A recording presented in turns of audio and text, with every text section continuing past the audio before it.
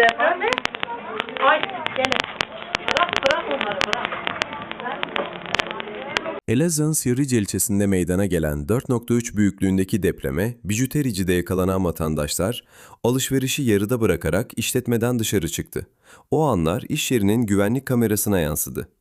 Afet ve Acil Durum Yönetimi Başkanlığı Deprem Dairesi Başkanlığından alınan bilgiye göre saat 10.37'de merkez üssü Elazığ'ın Sivrice ilçesinde 4.3 büyüklüğünde deprem meydana geldi. Yerin yaklaşık 11 kilometre derinliğinde meydana gelen depremle ilgili olumsuz bir durum yaşanmadığı öğrenildi. Deprem anı ise bir bijuteri işletmesinin güvenlik kamerasına yansıdı. Görüntülerde alışveriş yapan kadınların depremi hissetmelerinin ardından alışverişi yarıda keserek işletmeden çıktıkları görüldü.